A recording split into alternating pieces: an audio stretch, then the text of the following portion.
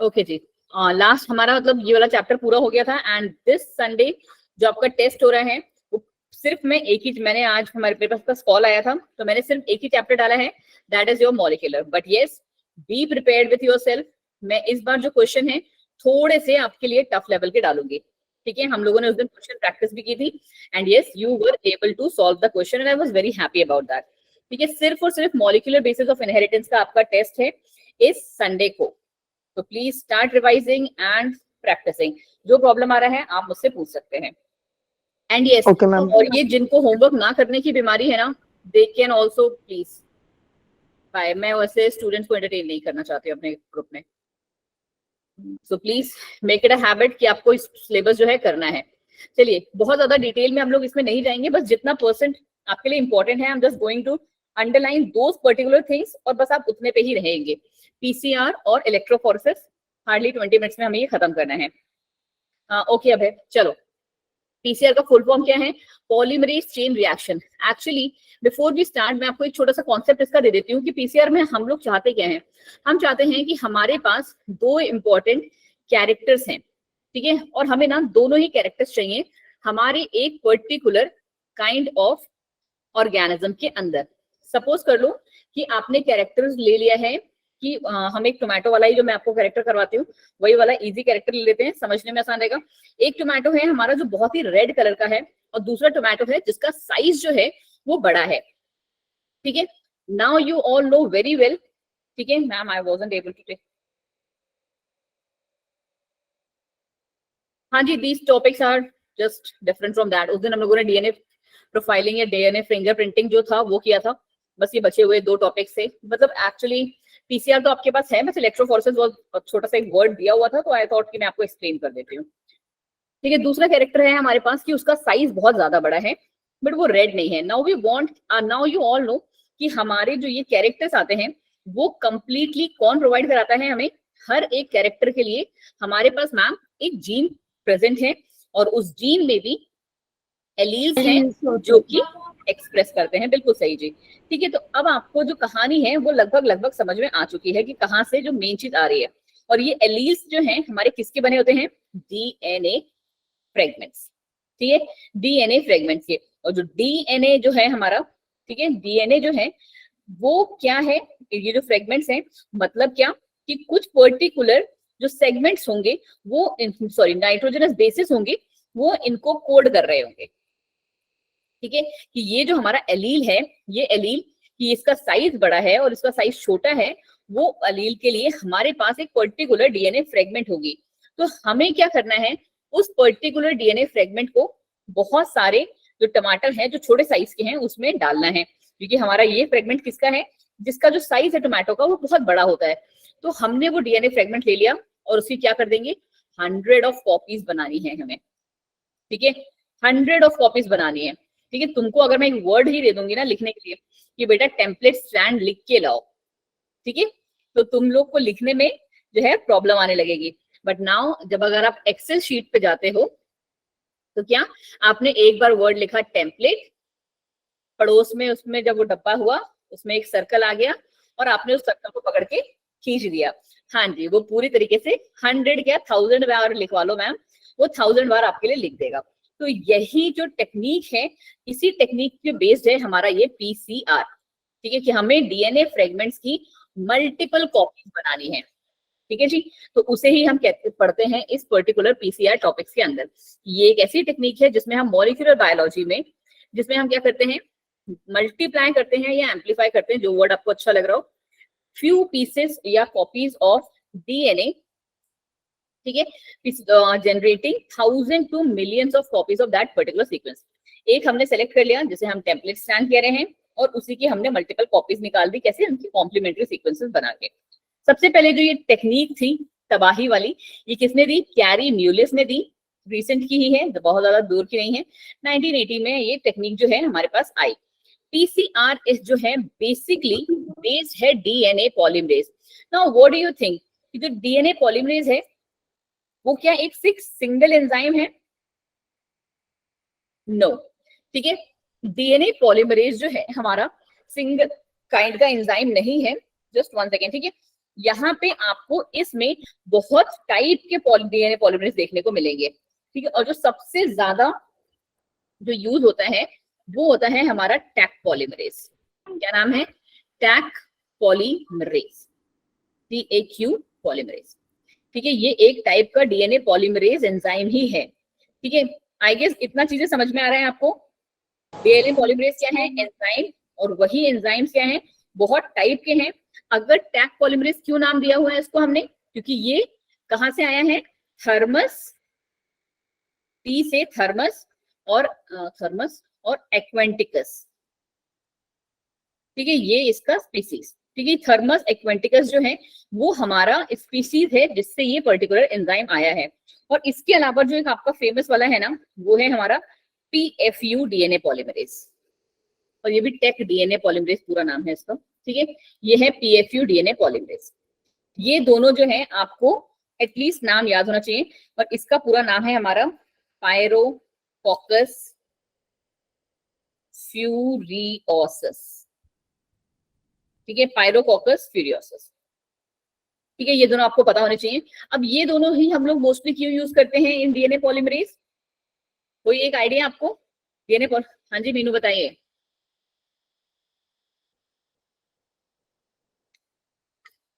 ये तुम लोग हैंड रेस किस लिए, बताने के लिए किया है या किस लिए? अरीबा आप बता दो अगर आपको पता है तो। क्योंकि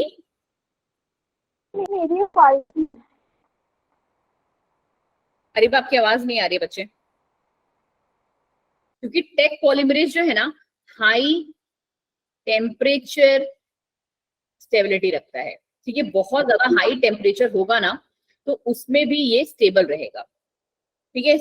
किस चीज को स्टेबल करने की बात करें? स्ट्रैंड को, ठीक है। जो स्ट्रैंड है उसको हम लोग को क्या करना है? इस एंजाइम्स की ही हेल्प से स्टेबल रखवाना है, ठीक है। और दूसरा PFU क्यों है? दोनों का एक एक रीजन है। जैसे टैक पॉलीमरेज जो है वो हाई टेम्परेचर स्टेबिलिटी है, एंड PFU किस लिए? मम्मी प्रेशर के लिए होगा पक्का। नहीं बच्चा, यहाँ आप थोड़ा सा गलत हैं। फिडेलिटी के लिए। फिडेलिटी या फिडेलिटी क्या मतलब हुआ इसका? Accuracy rate. एक्यूरेसी रेट जो होता है वो इनका बहुत अच्छा है, फटाफट से नाइट्रोजनस बेस लेके आते हैं, बाइंड करते हैं, उसे हम कहते हैं फिडेलिटी, ठीक है। तो ये दोनों जो है आपके इस चीज के लिए इंपॉर्टेंट है। तो इसीलिए आपको ये दो पॉलीमरेज के नाम तो याद होने चाहिए। कौन से ऑर्गेनिज्म से ये निकले हैं उस बेसिस पे ही इनका जो है नामकरण हुआ है। चलो जी, इसके अलावा आपके लिए क्या इंपॉर्टेंट है इसमें?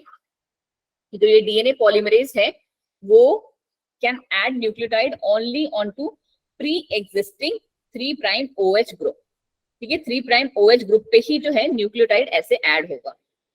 ये रहा हमारा एक टेम्पलेट स्ट्रैंड, ठीक है। ये पॉलीमरेज कहाँ पे ऐड कराएगा? आपको पता है यहाँ पे 5' होता है फॉस्फेट, और यहाँ पे 3' OH ग्रुप, तो ये न्यूक्लियोटाइड्स को यहाँ ऐड कराएगा, ऐसे ऐसे ऐसे ऐसे, ठीक है। चलिए जी, अरीबा थोड़ा सा थोड़ी देर बाद, ठीक है, क्योंकि अभी हमारे को नया चैप्टर भी आज स्टार्ट करना है, एवोल्यूशन। अब मेन चीजें जो आती है हमारे पास वो आते हैं इनके कंपोनेंट्स, कि हमें जो ये PCR रिएक्शन चलानी है उसके लिए क्या क्या चाहिए, ठीक है। तो सबसे पहले तो हमें चाहिए डीएनए का टेम्पलेट। टेम्पलेट अब मेरे अकॉर्डिंग सब समझते हो क्या होता है ना? Yes ma'am.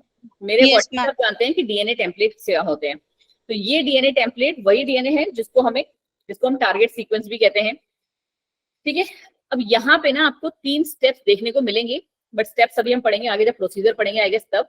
अभी पहले इनके बारे में सीख लो। दूसरा क्या है मैम? कोई वीडियो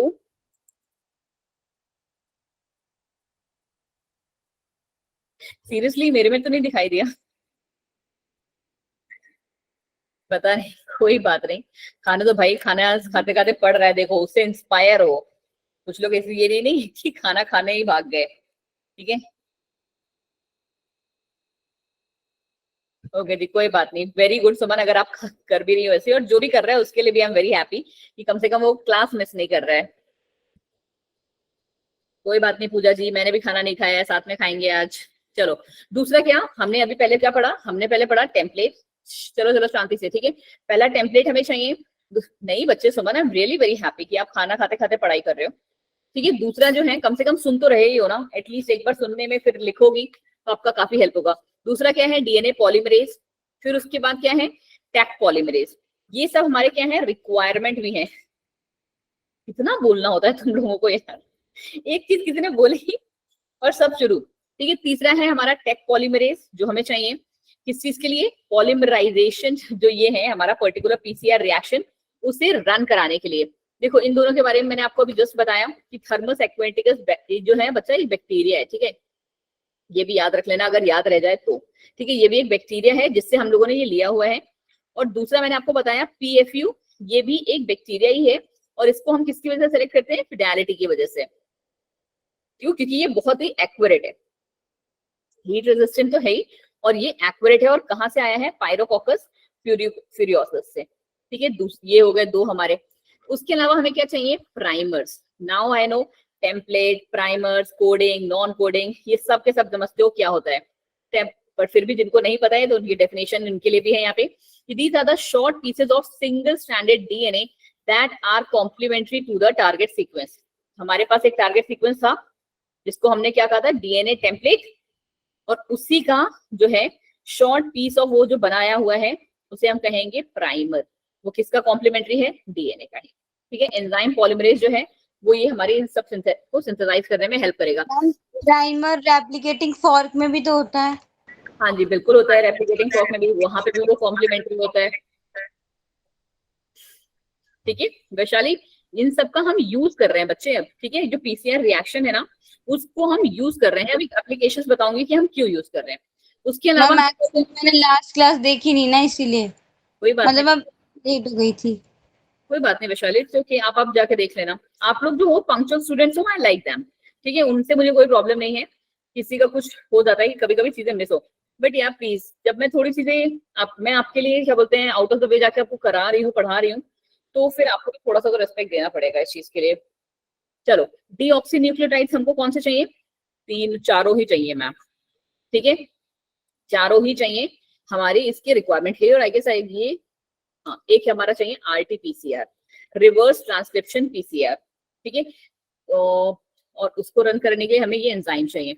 बस ये चीजें जो थी आपको अगर याद हो पाई हो, मुझे नहीं पता कितनों को याद हुई है, कितनी हमने पढ़ी, 6 चीजें थी। कोई बता पाएगा मुझे। एक तो डीएनए टेम्पलेट,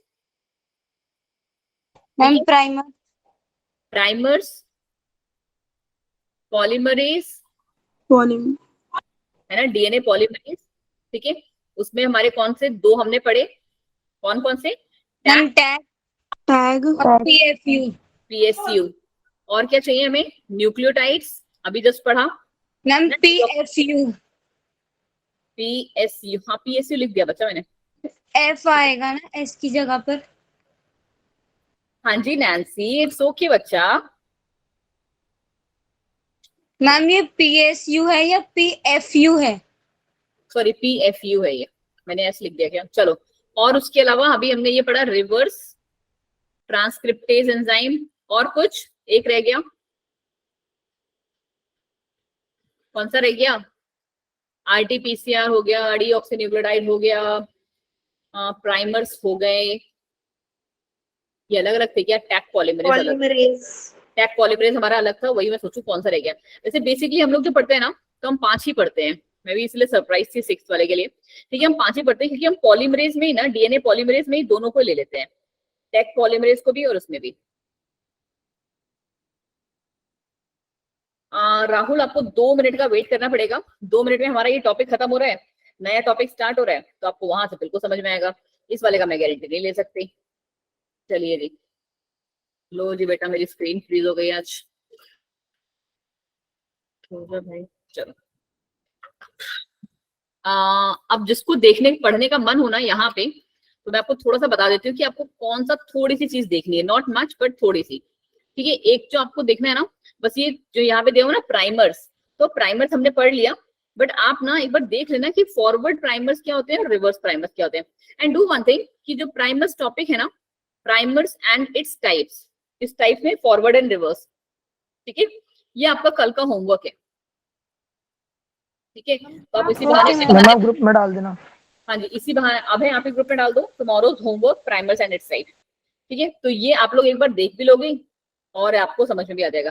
अब आता है कि हमें ये करना कैसे है। ठीक है, आपको करना कैसे है, तो बहुत ज्यादा डिटेल में हम इस पे भी नहीं जाएंगे, सिर्फ जो मेन पॉइंट्स है बस उनको एक बार देख लेंगे, क्योंकि अभी हमें इलेक्ट्रोफोरेसिस वाला पार्ट भी देखना है। क्या है, सबसे पहले हम सैंपल प्रिपेयर करेंगे जिसमें हम डीएनए का एक्सट्रैक्शन करते हैं। डीएनए एक्सट्रैक्शन मतलब क्या, कि हमें कौन सा टेम्पलेट डीएनए बनाना है, कौन सा जो है कैरेक्टर को लेना है।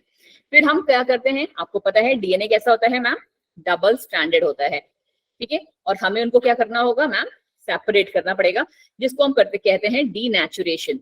डीनेचुरेशन होता है वो एक हाई उस पे होता है, क्या बोलते हैं, टेम्परेचर पे, और वो टेम्परेचर हमारा जाता है 95 डिग्री सेल्सियस, जिसकी वजह से क्या हो जाते हैं, जो हमारे बॉन्ड्स हैं वो मैम हमारे ब्रेक कर जाते हैं। ठीक है, हमारे जो बॉन्ड्स हैं वो जो है ब्रेक कर जाते हैं। ये देखो जी, आप यहाँ पे देख सकते हो इसे बहुत ही अच्छे से। यहाँ पे तीनों ही आपको स्टेप्स मिल जाएंगे। ये रहा हमारा डीएनए का स्ट्रैंड, जिसको हमने डीएनए टेम्पलेट बोला। हमने इसको हाई टेम्परेचर दिया, जिसे हम क्या डीनेचुरेशन कह रहे हैं, पहला स्टेप जिसका हमारा। ये दोनों स्ट्रैंड्स अलग अलग हो गए। हमने यहाँ पे क्या करे, प्राइमर स्टार्ट कराया। आपको पता होगा कि प्राइमर्स 15 से 20 न्यूक्लियोटाइड्स का होता है, राइट? इतना ही पढ़ा है आपने?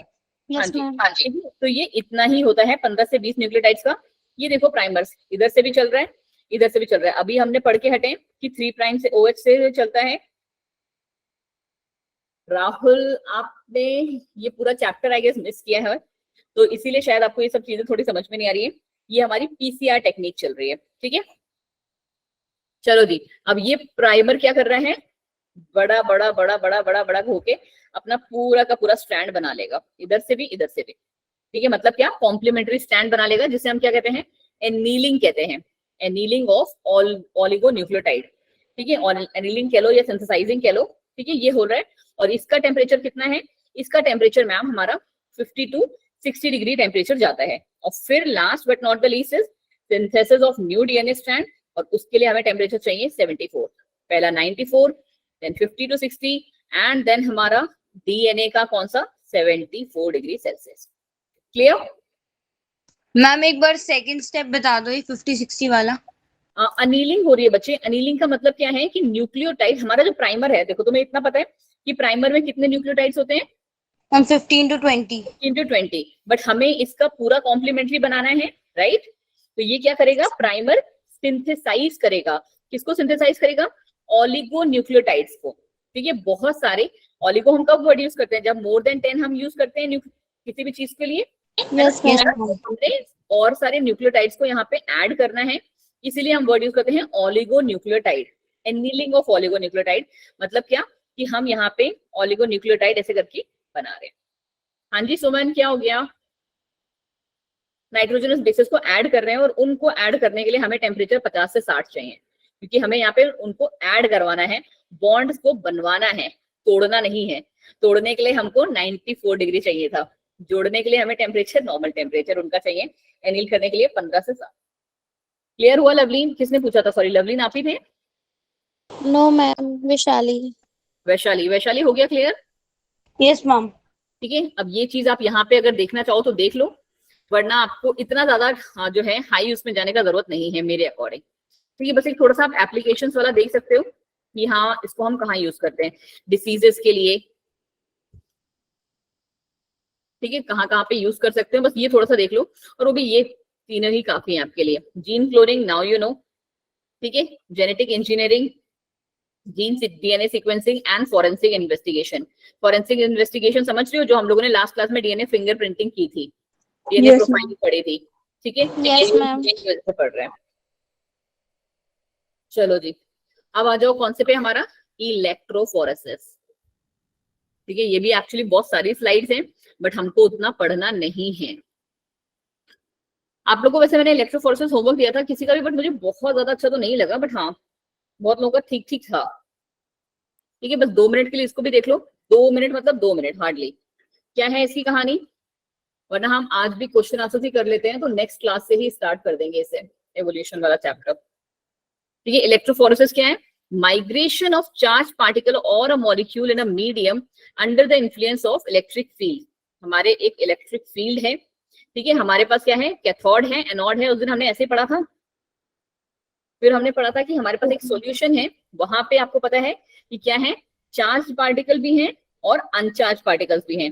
तो जैसे ही हम क्या करते हैं, इलेक्ट्रोफोरेसिस में उसको रन कराते हैं, वो इस बेसिस पे, अपने चार्ज के बेसिस पे जो है रन करते हैं, पॉजिटिव वाला पॉजिटिव, नेगेटिव वाला नेगेटिव के साइड में।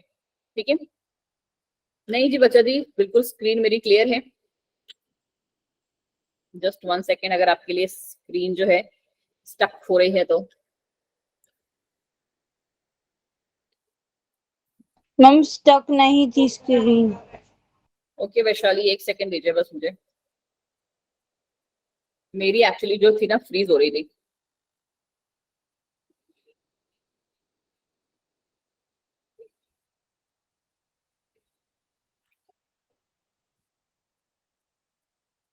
तो ये जस्ट 1 सेकेंड,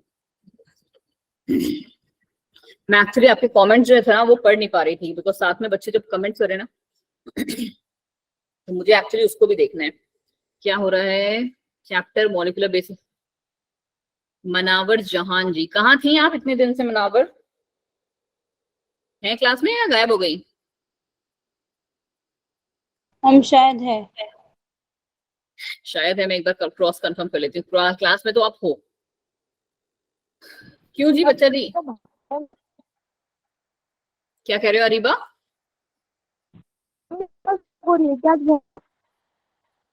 अरीबा आप लिख दो, आपका आवाज बिल्कुल कट रहा है। मनावर आप फर्स्ट टाइम क्लास में आ रहे हो आज? कोई न्यू स्टूडेंट है क्या आज की क्लास में? एनीवन हु हैड केम? नहीं नहीं, गायब नहीं है अनिकेत। और आप मेरी बड़ी लैंग्वेज मत यूज करो भाई, डांट पड़ जाएगी, रिकॉर्डिंग चल रही है।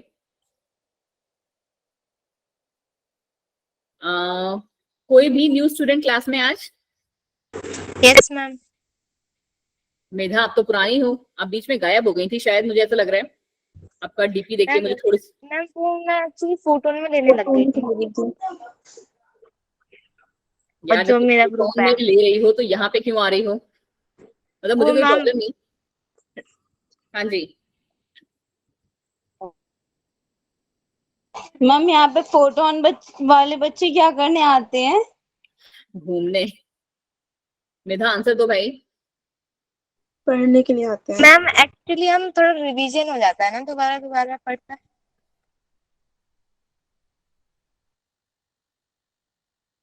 नैन्सी आप भी तो पुराने हो, नैन्सी नाम मैंने इस क्लास में देखा है। चलो जी कोई बात नहीं, बहुत कोई नया यस मैम, स्टूडेंट। मैंने पहले एक या दो क्लासेस ली थी, फिर उसके बाद मेरी कोचिंग क्लासेस होती है उस टाइमिंग पे। मेधा को तो मैं उससे पहचान गई, उन्होंने जो डीपी लगाया हुआ है ना उसी से। ये पुरानी वाली स्टूडेंट है, शायद पिछले साल थी ना आप मेधा मेरे साथ? यस मैम, ये थी। चलो जी, हम लोग एक बार इसको देख लेते हैं, ठीक है, इलेक्ट्रोफोरेसिस वाले पार्ट को, फिर हम लोग क्वेश्चन आंसर पे यस एक बार मैम, फिर से मैं स्विच ना कर लेंगे। स्टार्टिंग में भी जब आपसे क्लास लेती फिर बाद में मैं फोटो में चली गई। कोई नहीं जी, कोई नहीं, चलो। Rate of migration of ion in an electric field, ये किस चीज पे डिपेंड करता है? इलेक्ट्रोफोरेसिस का आपको थोड़ा सा फंडा समझ में आया कि क्या हो रहा है यहाँ पे? जितने भी अब देखो, जो कह रहा था ना कोई न्यू वाला था कि मेरे को टॉपिक समझ में आएगा क्या, मैंने पहले क्लास नहीं अटेंड की है। इलेक्ट्रोफोरेसिस एक क्या है, मेथड है, ठीक है। ये एक बायो इन्फॉर्मेटिक्स का टॉपिक है, पहली बात तो, जो हमारा मॉलिक्यूलर में ये कवर होता है, ठीक है। एक मैम ये एक मेथड है जिसमें हम क्या करते हैं कि एक पर्टिकुलर सब्सटेंस को, हमने सब्सटेंस मतलब एक पर्टिकुलर, जिसे कहते हो मिक्सचर ले लो, उसमें ना कुछ पर्टिकुलर मॉलिक्यूल्स या पार्टिकल्स डाले हुए हैं। अब वो जो पार्टिकल्स हैं, आपको पता है हर एक पार्टिकल में क्या है, एक मैम चार्ज होता है, ठीक है। It can be either positive या फिर नेगेटिव। बहुत रेयर ही ऐसे होते हैं जो कि कैसे होते हैं, न्यूट्रल होते हैं। इनफैक्ट नाउ यू नो कि हमारा जो डीएनए है वो भी कैसा है, positively charge, negatively charge. DNA हमारा मैम नेगेटिवली चार्ज है, और वो बाइंड होता है किससे, पॉजिटिवली चार्ज हिस्टोन प्रोटीन्स के साथ। यही पढ़ा है हमने, यस है ना? मैम। वही यहाँ पे है। तो यही चीज हम लोग उस दिन जब कल पढ़ रहे थे तो इलेक्ट्रोफोरेसिस एक वर्ड आया था जिसको आप लोग नहीं समझ पा रहे थे, तभी मैंने आपसे कहा था कि इसको थोड़ा सा पढ़ के आना। यहाँ पे हम क्या करते हैं, इलेक्ट्रो मींस इलेक्ट्रिसिटी या इलेक्ट्रॉन्स के बेसिस पे हम उन्हें सेपरेट करते हैं, माइग्रेट करवाते हैं, मूव करवाते हैं, ठीक है, एक पर्टिकुलर मीडियम में इलेक्ट्रिक फील्ड को अप्लाई करके, कि एनोड एनोड एक साइड, कैथोड कैथोड सारे एक साइड। ओके मैम, अब ये जो है काम वो कुछ फैक्टर्स पे डिपेंड करता है। कौन से फैक्टर्स पे जी? ये लास्ट लेक्चर है 1 आवर। मैं आज न्यू चैप्टर स्टार्ट करने वाली थी, बट आई देन थॉट कि हाँ हम क्वेश्चन आंसर्स कर लेते हैं, सो दैट आपको संडे टेस्ट के लिए थोड़ा प्रिपरेशन भी हो जाएगा। फिर कल से हम एवोल्यूशन स्टार्ट करेंगे और 3 से 4 दिन में एवोल्यूशन खत्म भी करने की कोशिश करेंगे। नेट चार्ज छोटा चैप्टर है, बोरिंग चैप्टर है। Size and shape, strength of electric field, properties of supporting medium, temperature और आयनिक स्ट्रेंथ ऑफ बफर, ठीक है। इन 6 जो है फैक्टर्स पे ये डिपेंड करता है कि हमारा जो इलेक्ट्रोफोरेसिस है वो कैसा होगा, ठीक है, जिस पर्टिकुलर मीडियम में। नेट चार्ज क्या है उसका, ठीक है, नेट चार्ज मींस कि वो प्रॉपर्ली पॉजिटिवली बाइंड है या फिर नेगेटिव भी है उसमें। साइज क्या है, शेप क्या है, स्ट्रेंथ क्या है हमारे इलेक्ट्रिक फील्ड की, मतलब हम कितना उसको वोल्टेज कह लो या टेम्परेचर वो कह दो प्रोवाइड करा रहे हैं। अरे अमन जी वापस आ गए आप। सपोर्टिंग मीडियम हम कौन सा यूज कर रहे हैं, टेम्परेचर और आयनिक स्ट्रेंथ ऑफ बफर, ठीक है। चलिए जी, फिलहाल आपके लिए इतना ही काफी है इलेक्ट्रोफोरेसिस के बारे में पढ़ने के लिए। तो नाउ अभी के लिए हम क्या करते हैं, अपने फिर से आ जाते हैं क्वेश्चन आंसर्स वाले पार्ट पे, सो दैट आपका क्या हो जाएगा, प्रिपरेशन भी हो जाएगा संडे टेस्ट के लिए। और हम लोग को क्या होगा ना, एक्चुअली थोड़ा सा ये हेल्पफुल मुझे किस लिए रहेगा ना, यूट्यूब लिंक पे एक ही चीज लिखने के लिए आएगी और कोई दूसरा रीजन नहीं दिख रहा मुझे, बट फिलहाल मुझे ये सही लग रहा है। इसको जो वैशाली ना बोलते बायोफिजिक्स है, अभी नहीं, जब तुम एमबीबीएस करने बैठोगी ना तब तुम्हारे पास एक अलग बुक आएगी, महा बोरिंग बुक, उसका नाम है biophysics. I just hate that top part. चले जी, उस दिन हम लोगों ने कितने कर लिए थे, नीट वाले ही हम लोग क्वेश्चंस लेके बैठे थे और हमने इंसर्शन और रेजनेंस वाला जो पार्ट था वो भी किया था। तो अब हम करेंगे कौन से, इसी को आगे कंटिन्यू करते हैं और टारगेट बनाते हैं एटलीस्ट 15 क्वेश्चन करने का, है ना।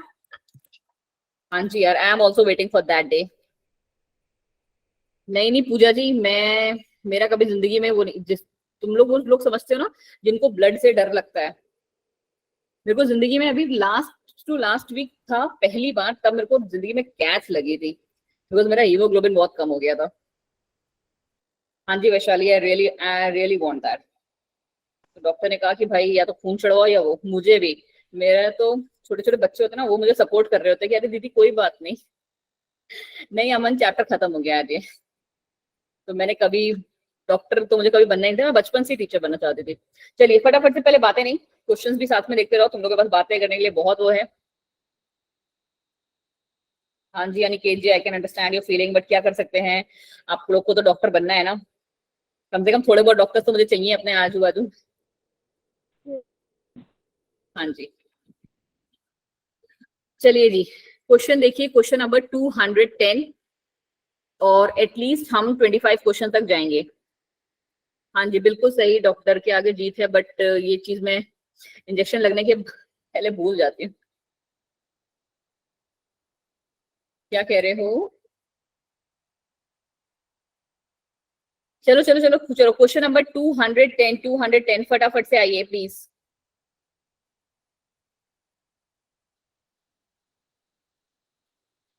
मैम ए ऑप्शन है। ऋतु क्या हो गया उसको, उसमें कुछ प्रॉब्लम आ गई क्या?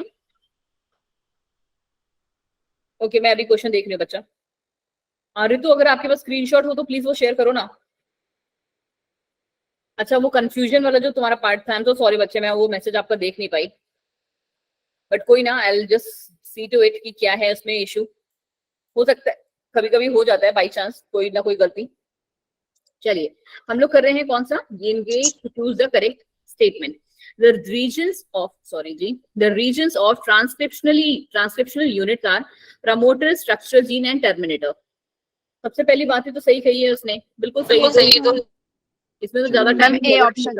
हाँ बिल्कुल सही, ठीक है। ये रहा हमारा प्रमोटर, यहाँ पे हमारा टर्मिनेटर और बीच वाला कौन सा, स्ट्रक्चरल जीन। लैक ओब्राउन वाला कॉन्सेप्ट ही था, ZYA Yes, है ना।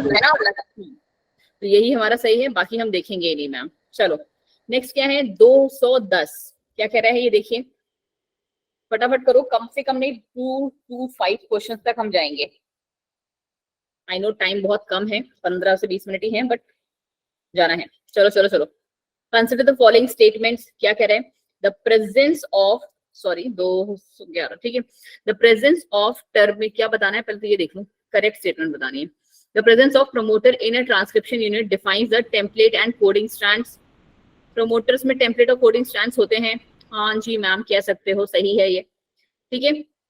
DNA dependent DNA polymerase catalyze the polymerization only in 5 prime to 3 prime direction, yes, ये इकलौता था जो मैंने आपको only करके पढ़ाया था, तो ये तो बात बिल्कुल सही है, ठीक है। ताने आप कह रहे हो ऑप्शन सी, चलो लेट्स सी, DNA polymerase, बच्चे ऑप्शन सी कैसे हो सकता है जब मैंने पहले को ही टिक कर दिया है कि पहला ही सही है और हमें करेक्ट निकालने हैं। बी ऑप्शन, बी ऑप्शन, चलो जी देखते हैं। The DNA sequence coding for tRNA और rRNA molecule also defines a gene, is it true? No, 211, नहीं बच्चे ट्रू ठीक है। है, इसमें क्या गलत है। चलो लास्ट स्टेटमेंट कह रहे हैं कि the regulatory sequence are loosely defined as regulatory genes and those sequence do not code for any RNA और प्रोटीन, तो बिल्कुल ही सही बात है ये, ठीक है, ऑल आर करेक्ट है। चलिए अभी पहले करिए क्वेश्चन नंबर 212 एंड साथ में 16 एंड 17, फटाफट से 212 इतनी जल्दी निकाल भी लिया आंसर, क्या बात है जी। सी ऑप्शन, सी ऑप्शन है अकॉर्डिंग टू नंदिता, और कोई?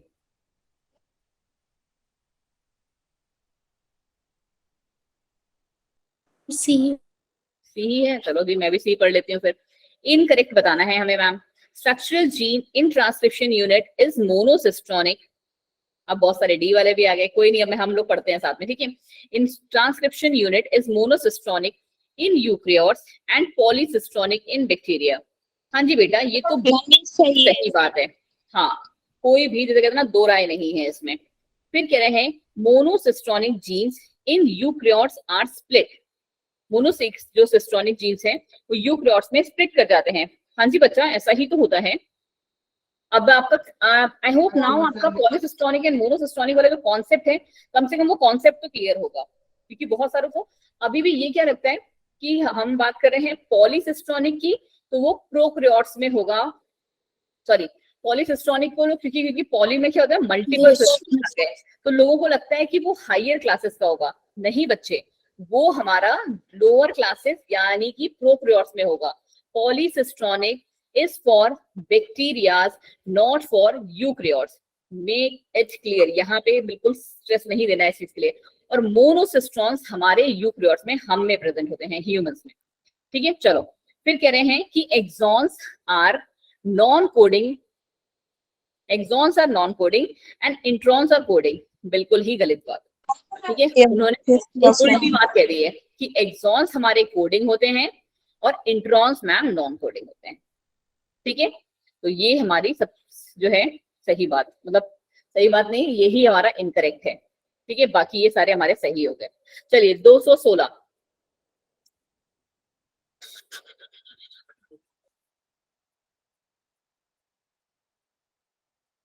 क्या लग रहा है अच्छा, ये जो अभी एक बार में स्क्रीन में जितने आते हैं मैं सारे एक बार में करा देती हूँ ना। 216 कर रहे हैं, The differences between mRNA and tRNA, बताओ जी। अच्छा क्वेश्चन जिसे कहते हैं। अच्छा कल के होमवर्क के लिए ना आप एक चीज और भी कर सकते हो, थोड़ा सा एक्स्ट्रा हो जाएगा, बट एक्स्ट्रा क्या, जिनको जो करते हैं उनके लिए तो कोई एक्स्ट्रा नहीं है, उनके लिए तो ये लर्निंग ही है। mRNA, tRNA और rRNA, तीनों पे एक एक शॉर्ट नोट लिख देना। Okay ma'am. या डिफरेंसेस लिख लो जिसे कहते हैं। सीधे पता है क्या करना, डालना गूगल पे mRNA, tRNA, rRNA डिफरेंसेस और जाना खोलना पेज और जाना उसकी इमेजेस पे, सबसे बेस्ट मिल जाएगा आपको। Okay ma'am. मैं ऐसे ही करती हूँ। मैम बी ऑप्शन, अब नंदिता ने पहले ऑप्शन दे दिया है कि मैम इसका ऑप्शन जो है बी है, और नंदिता गलत कैसे हो सकती है भाई? चलो, mRNA हैज, इसमें हमें करेक्ट स्टेटमेंट पहचाननी है, ठीक है। mRNA has more elaborated 3-dimensional structure due to extensive base pairing. क्या ऐसा है? ओके पूजा, ठीक है। नहीं मैम, ऐसा नहीं है, उल्टा है। mRNA में नहीं, किसमें होता है सबसे ज्यादा? tRNA में, अगर हम दोनों को कंपैरिजन कर रहे हैं तो, ठीक है। फिर कह रहे हैं tRNA has more elaborated 3-dimensional structure due to extensive pairing. बिल्कुल इसकी जो है उल्टी वाली बात कर रहे हैं। तो अब आंसर दोनों में से एक है, और हमें पता है सबसे ज्यादा tRNA में ही होता है, तो tRNA तो करेक्ट। तो जहां जहां सेकंड नहीं है पहले तो वही कट गया, और जहां फर्स्ट है वो भी मैम कट गया, तो इसी से आपको आंसर भी मिल गया। करेक्ट है ना? आंसर निकाल लिया आपने इससे। बट अब आप एक बार Yes, फॉर्मेलिटी चेक कर दो कि tRNA is usually smaller than mRNA। हाँ जी बच्चे, बिल्कुल ऐसा ही होता है। ट्रांसफर आरएनए जो है वो छोटे ही होते हैं, मैसेंजर आरएनए बड़े होते हैं, ठीक है। तो ये हमारा सही है। mRNA contain anticodons but tRNA contains codons. ऐसा हमने कुछ नहीं पढ़ा मैम कि एक में एंटीकोडॉन्स है एक में कोडॉन्स है। चलिए 217।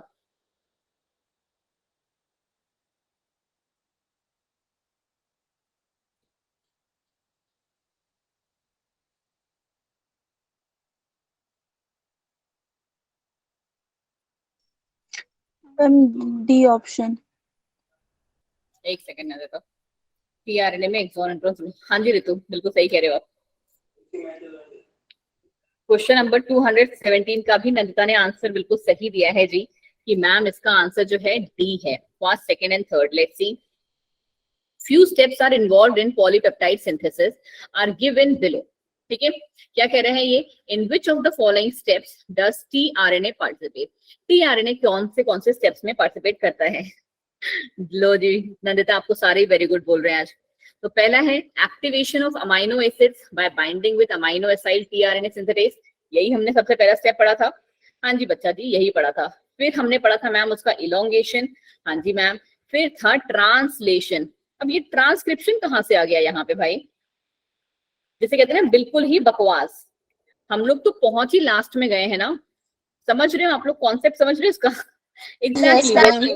क्वेश्चन अगर आप लोगों ने चैप्टर पढ़ा है ना तो सच में आपको हंसी आएगी इसको देख के, कि हम लोगों मैंने ने स्पोर्ट वाला ही पढ़ लिया था, इसलिए पता हाँ। चल गया था गए थे। ओके नंदिता, ठीक है। डीएनए से डीएनए का बनना हमने रेप्लिकेशन पढ़ा, फिर उसके बाद हमने मैम डीएनए से आरएनए का पढ़ा, तो वहां पे ट्रांसक्रिप्शन था, और फिर हम लोग यहाँ पे आगे थे प्रोटीन बना रहे थे, और अभी तो हम ट्रांसलेशन। यही तो पढ़ रहे हैं अभी हम, पॉलीपेप्टाइड की सिंथेसिस, यही वाला पार्ट पढ़ रहे हैं। तो यहाँ ट्रांसक्रिप्शन कहाँ से आ गया भाई? तो बिल्कुल ही फालतू बात। तो यही वाला हमारा आंसर यहाँ पे सही हो जाता है। ठीक, चलो जी, बिल्कुल सही बोली नंदिता। अब आ गया 218। पहले 218 करते हैं, फिर ये वाला। ठीक,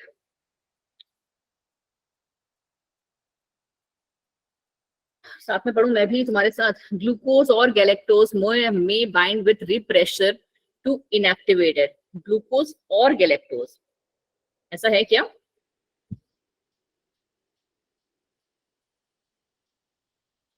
बोलो बोलो, मेरे साथ ही बोल लो भाई, मैं मार थोड़ी ना दूंगी ऐसे तुम्हें।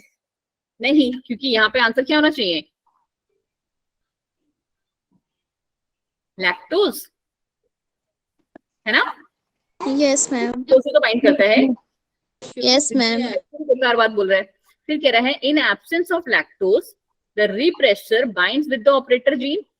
ये तो ठीक बोल रहा है, ठीक है, सेकंड करेक्ट। फिर कह रहा है tryptophan acts as an inducer for gene expression. Is it so? Ma'am गलत है। तरह काम यहाँ पे भी लैक्टोज ही आएगा। Yes ma'am. लैक्टोज ही इंड्यूसर था हमारा, जिसकी वजह से हमारी रिएक्शन चल रही थी। तो इसका मतलब है मैम ये भी गलत। लास्ट बचा क्या? Regulatory gene is one that produces repressor molecule. तो ये ठीक है, रेगुलेट कर रहा है वो रिप्रेसर भी बना सकता है, और अगर हमारे पास इंड्यूसर है तो उसको इंड्यूस करके भी कर सकता है। तो मतलब क्या कि वो एक जो है रिएक्शन को रेगुलेट कर रहा है, ऑन एंड ऑफ कर रहा है। रेगुलेटरी जीन का तो यही काम पढ़ा था हमने, है ना? रेगुलेशन ऑफ जीन एक्सप्रेशन हमारा।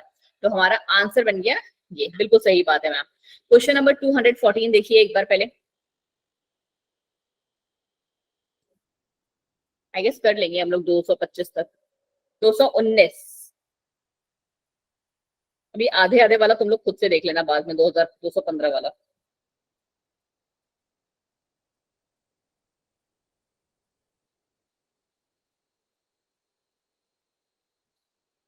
टू 214 और जो ये कर लें उसके बाद 219।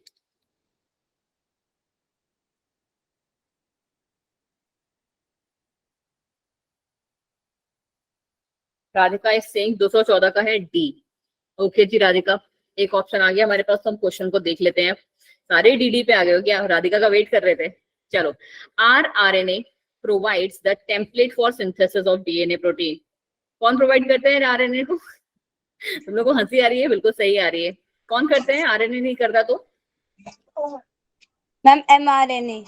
एमआरएनए। वेरी गुड बच्चा जी, एमआरएनए करता है मैम। तो ये हमारी स्टेटमेंट हो गई गलत। जैसे ही ये गलत, अपने आप हमें आंसर मिल गया मैम। मिला? मैम हमने तो देखा ही नहीं था कि एक ही ऑप्शन में है। क्या नहीं देखा था वैशाली? कि मैम अलग एक ही है और सब में 1 है, और सारे देखने में लग रहे हैं, आंसर तो देखा ही नहीं।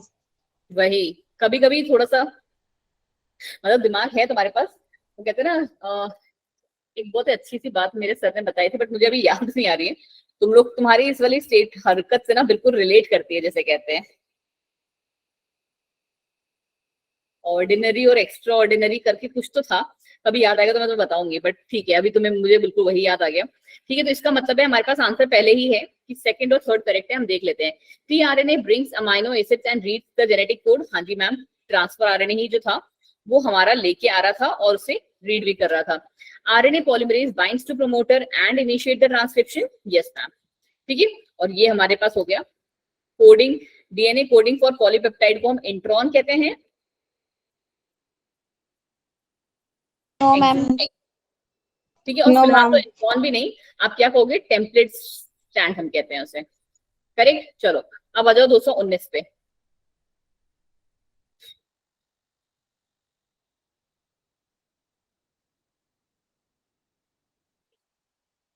इसका भी आंसर बहुत इजीली निकाल दोगे, बहुत ही सिंपल तरीके से। डी। बी? Ma'am D. हाँ, क्योंकि यहाँ पे भी ना पहला ही गलत है। अगर आप देखो तो पहला ही स्टेटमेंट गलत है, और जैसे ही पहला गलत है ना, बाकी आप देख सकते हो कि ये गलत हो गया। बट हमारे पास और भी है कि माइट भी फोर्थ भी गलत हो सकता है या वो। ठीक है, बट एक थोड़ा सा हिंट मिल जाएगा आपको कि शायद डी वाला सही हो सकता है। कैसे? क्योंकि वो तो बिल्कुल ही गलत बात बोल रहा है कि mRNA is transcribed from the R gene whether the lactose is present or not। नहीं भाई, अगर हमारे पास जो है लैक्टोज नहीं होगा तो इंड्यूस जो हमारा रिप्रेसर जीन है वो क्या करेगा? अभी तो हमने पढ़ा था ना कि रिप्रेसर जीन, रेगुलेटरी जीन जो है वो क्या करेगा? हमारा रिप्रेसर मॉलिक्यूल बनाएगा। ठीक है, तो उसको तो प्रेजेंट होना पड़ेगा भाई। तो ये वाला सेकंड स्टेटमेंट सही है हमारी। और जैसे ही सेकंड स्टेटमेंट सही हो गई, ये भी हमारी गलत हो गया।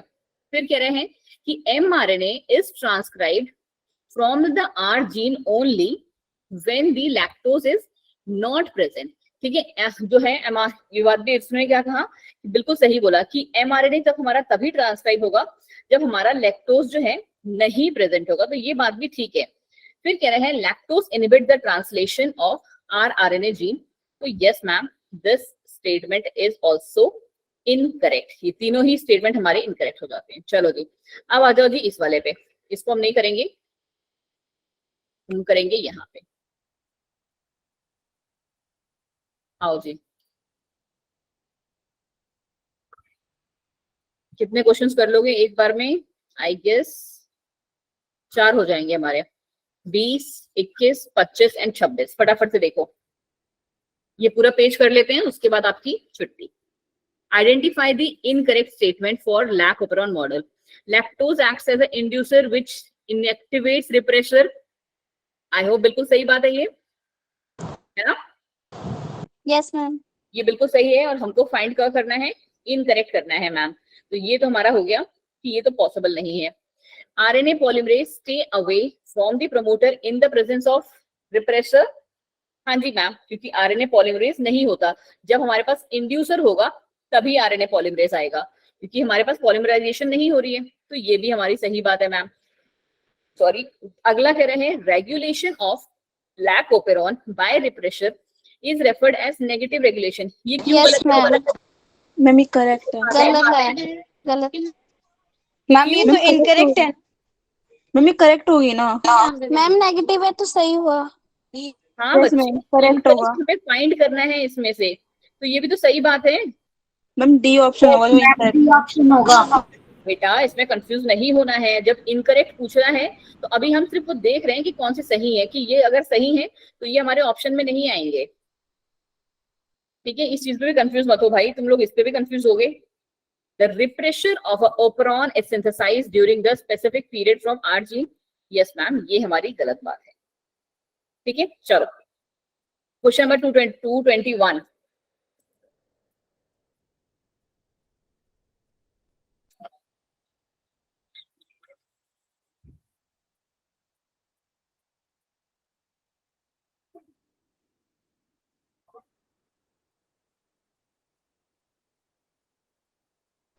Ma'am B option. तो पहला ऑप्शन आया डी, नंदिता कह रही हैं बी। बी। चलो जी देखते हैं, इनकरेक्ट ही पूछा है इसमें। ठीक है, ह्यूमन जीनोम में 3164.7 बिलियन न्यूक्लियोटाइड्स होते हैं। यस मैम, हमने यही पढ़ा है, यही इतने ही होते हैं। Less than 10% of the genome encodes for protein, कितने करते हैं फिर? क्यों नंदिता? मैम 2%। Less than 2%। ठीक है, नॉट 10%। तो ये ही मैम हमारी गलत बात है। रिपीटेड सीक्वेंस अब आप खुद से देख लेते हो कि ये सही है और ये भी हमारा सही होगा। क्रोमोसोम 1 हैज मोस्ट जीन्स, इतने ये, और वाई में सबसे कम होते हैं। ठीक है, बिल्कुल सही। चलो जी क्वेश्चन नंबर 225।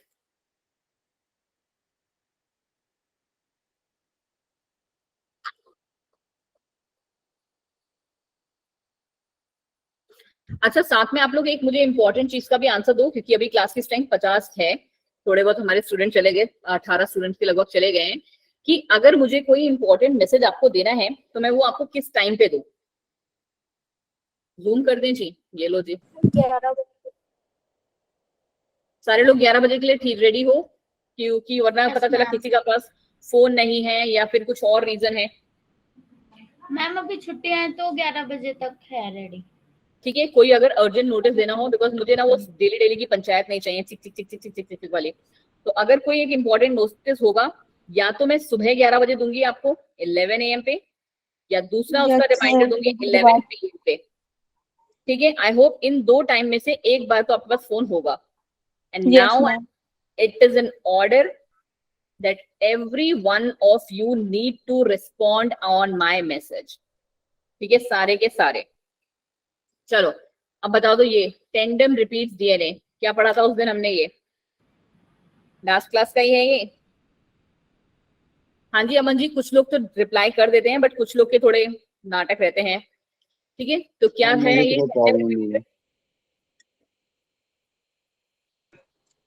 D option. कोई बात नहीं, डी ऑप्शन। डी ऑप्शन होगा। चलो जी, टेंडम रिपीट्स, अगर आपने देखो उस दिन आपने पूछा जो मिस किया था, तो हमने पढ़ा था फिंगरप्रिंटिंग। तो भाई टेंडम रिपीट्स हमारे फिंगरप्रिंटिंग में आती है, वो पॉलीमॉर्फिज्म भी शो करती है, plus normally does not code for any protein. और यहाँ पे क्या है, माइक्रोसैटेलाइट्स और मिनी सैटेलाइट्स में डिवाइड होते हैं। नाम बताओगे क्या, कौन कौन से, किसको हम माइक्रोसैटेलाइट और किसको मिनी सैटेलाइट कह रहे थे? कौन सी ज्यादा छोटी होती है इन दोनों में से? माइक्रो। माइक्रो ज्यादा छोटी होती है, करेक्ट। ठीक है, क्या नाम था इसका?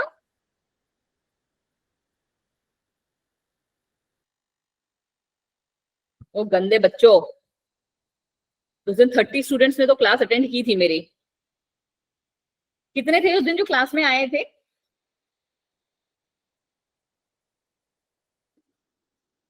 भाई कितने बुरे हो तुम लोग, है ना?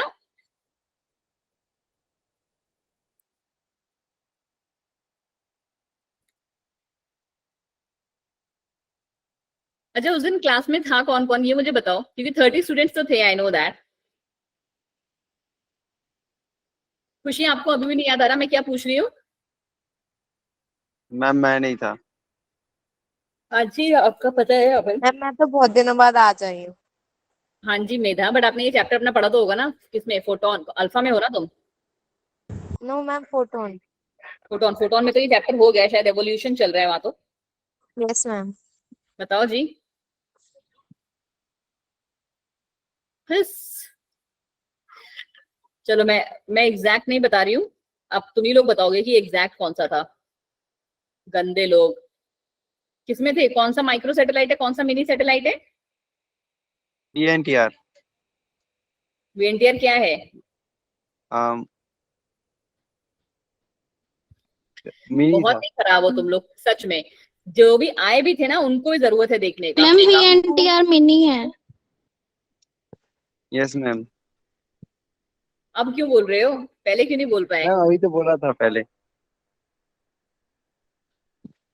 चलो जी, थोड़ा तो मैम होश में क्लास रहो। अटेंड नहीं किया था फिर भी याद पता है। देखो जी अमन जी, ये सब ये उन लोगों की इंसल्ट है भाई जी, उन लोगों ने अटेंड की थी और उसके बाद भी भूल गए। ये तो एक इम्पोर्टेंट वाला पार्ट था बच्चा, मैंने आपको क्लास में कहा भी था। वैशाली जी, ऐसे करने से कुछ नहीं होगा बेटा। चलो ठीक है, एक बार प्लीज सारे के सारे वो रिकॉर्डिंग जरूर देखना, that's very important class. Ma'am उस दिन नंदिता ने शायद मैसेज डाला था तो मैंने देखा। कोई नहीं जी, चलो क्वेश्चन नंबर 206 देखें, कौन से आंसर मिलेगा हमें, देखें। Watson and Crick.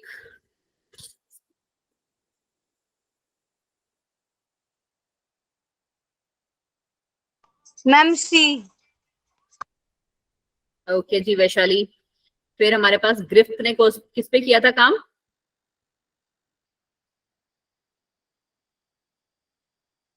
स्ट्रेप्टोकोकस निमोनियाई, यही बैक्टीरिया था जो निमोनिया फैला रहा था।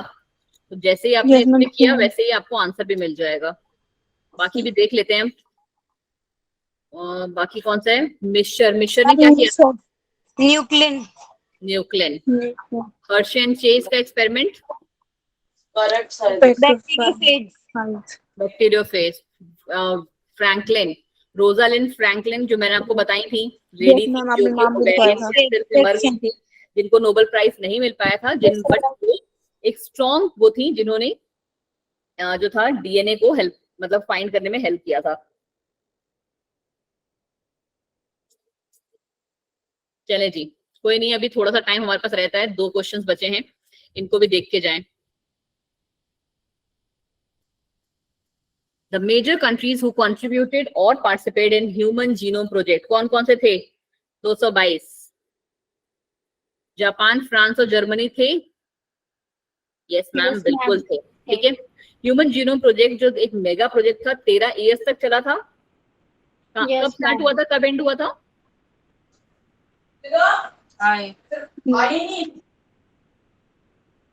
कब स्टार्ट हुआ था? HGP, ये तो हमने उससे पहले वाली क्लास में पढ़ा था, अभी भी तब भी तुम्हारी याददाश्त यही हाल है। 2003 में खत्म हुआ था, ये याद है मैम। 1990।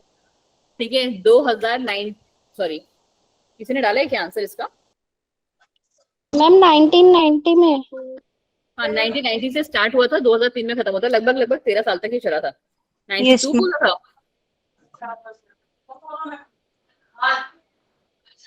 नहीं, मेरे मैम अकॉर्डिंग ऑप्शन डी 1990। होगा। है उसमें भी। कैलकुलेशन करके वो 13 साल होगा फिर। ठीक है, तो यही आंसर हमारा सही हो जाता है। चलो क्वेश्चन नंबर 223 फटाफट से देखें। इनकरेक्ट बताना है ह्यूमन जीनोम प्रोजेक्ट के बारे में। ठीक है, इनकरेक्ट है। ऑप्शन कौन कौन थे फिर? बोलो बोलो। मैम ये नहीं पता हमें, बट ये पता है कि ये दोनों नहीं थे, राइट? बोलो जी, ये तो तुक्का मारा है तुमने कि हाँ मैम ये वाला जो है हमारा इनकरेक्ट है। तो मैं पूछ रही हूँ, करेक्ट कौन सा है तुम्हारा? मैम कौन सा वाला क्वेश्चन? क्या चीज? 223।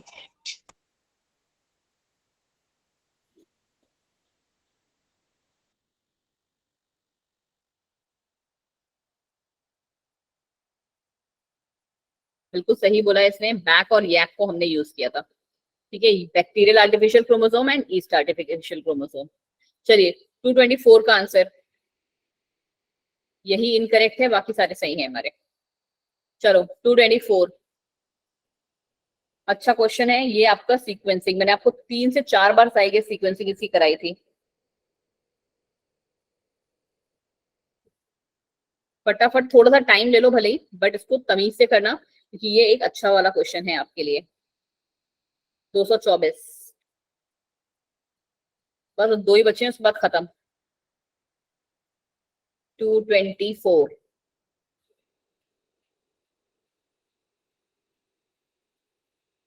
मैम डी होगा इसका। बी, चलो जी देखते हैं बी। ठीक है, पहले आइसोलेशन होगा, हाँ जी मैम। कन्वर्जन होगा, हाँ जी मैम। क्लोनिंग होगी, करेक्ट। फिर कह रहे हैं कि formation of physical and genetic maps, ये भी ठीक है। फिर कह रहे हैं sequence arrangement bye computer, correct. फिर है यूजिंग रेस्ट्रिक्शन एंडोन्यूक्लियोसाइड्स, बिल्कुल ठीक। फिर है हमारा 4th वाला पॉइंट, यहाँ पे नहीं, ये वाला गलत बोल दिया मैंने। ठीक है, यस मैम बी लग आंसर है, दैट इज करेक्ट हमारा। हम एक बार इसको दोबारा से देख लेते हैं कि फर्स्ट, वही मैं सोचू क्या हो गया ये। आइसोलेशन तो पहले से ठीक है, कन्वर्जन भी ठीक है। फिर जो है हमारा क्लोनिंग होगी, करेक्ट मैम। फिर हमारे पास क्या होगा, हाँ ऑटोमेटेड सीक्वेंसर हम यूज करेंगे। वही मैं सोचूं पहले कंप्यूटर कहाँ से अरेंज करने लगा। फिर Yes, ma'am. उसके बाद हमारा कंप्यूटर उसे अरेंज करेगा एंड देन वो उसे रिस्ट्रिक्शन एंडोन्यूक्लियस से काटेंगे। फिर हमारा फॉर्मेशन होगा फिजिकल जेनेटिक मैप्स का एंड लास्ट में हम कंप्लीशन करते हैं। ठीक है, तो ये थोड़ा सा इंपॉर्टेंट क्वेश्चन है और अच्छा क्वेश्चन भी है। चलो अब एक बार फटाफट से इसको देखो, बहुत ज्यादा हार्ड नहीं है, ये तो बहुत ही इजी है यार। C option without doubt. इसका आपने पहले निकाल रखा है। डीएनए आरएनए एंजाइम्स को ma'am A option. Protease, DNase, lipase. कौन सा है इसमें, सी। सी। 4 3 2 1 बिल्कुल सही। अब इसको मैच कर लेना, मैंने कर दिया है इसमें। अब ये देख लो, बहुत ही इंपॉर्टेंट और लास्ट हमारा क्वेश्चन। उसके बाद आप लोग जाएं, tata bye bye, good night everyone. Ligase को मैंने क्या कहा था आपका, लाइगेज क्या होता है, मैम फेविकोल। उसके ऑप्शंस कहाँ पे हैं? अरे यहाँ से ही बताओ ना यार, लाइगेज के लिए कौन सा ऑप्शन होगा। मैम हाँ, ये पता है, बी के लिए थर्ड होगा। इसके लिए क्या होगा, मैम बी वाले का थर्ड होगा, ये पता है। DNA Yes, guide ma'am. जो है रीएनील करेगा। चलो जी ठीक है, आगे हम देखते हैं। ठीक है, चलो इसको पढ़ लेते हैं, एक एक करके पढ़ते हैं। Relaxes the DNA from its super coiled nature, ये किसका काम है, क्वेश्चन नंबर 228।